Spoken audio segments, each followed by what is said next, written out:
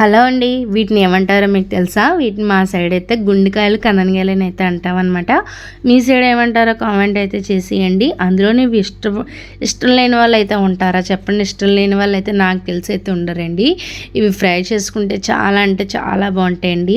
ఇది ముద్దకి ముక్కతో పాటు తింటే ఆ టేస్టే వేరే లెవెల్లో ఉంటుందన్నమాట.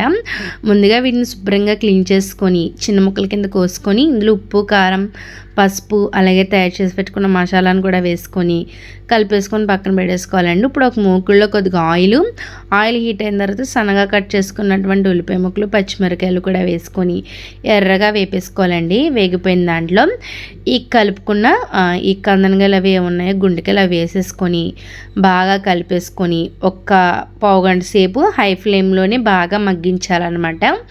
అందులో వాటర్ ఏమైనా ఉంటే బయటికి రిలీజ్ అవుతుందన్నమాట. దానివల్ల మనకి కొంచెం ముక్క అనేది కూడా ఇంకా మెత్తగా ఉడుకుతుంది. ఇలా మగ్గిన తర్వాత వాటికి ఉడికేంత వరకు నీళ్ళు వేసుకొని ఒక 5 నిమిషాలు హై ఫ్లేమ్లోని ఇలా ఉడికిన తర్వాత లాస్ట్లో సిమ్లో ఉంచుకొని బాగా ఉడికించుకోవాలన్నమాట. మనకి గుండెకాయలు కొంచెం తొందరగా ఉడికిపోయినా ఈ కందనకాయలు అనేవి త్వరగా ఉడకవండి. అందు గురించి వాటర్ అనేది వేసుకోవాలన్నమాట. ఇలా కొంచెం దగ్గర పడేటప్పుడు కసూరి మేతిని కూడా వేసుకుంటే టేస్ట్ ఇంకా బాగుంటుందన్నమాట.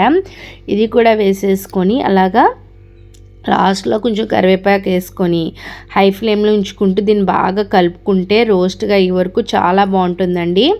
ముద్దకి ముక్కతో పాటు తింటే ఆ టేస్ట్ చాలా బాగుంటుందన్నమాట. ఇది మనం రైస్లో కాకుండా చపాతీతో పాటు కూడా ముక్కతో తింటే చాలా బాగుంటుందండి. ఒకసారి ట్రై చేయండి.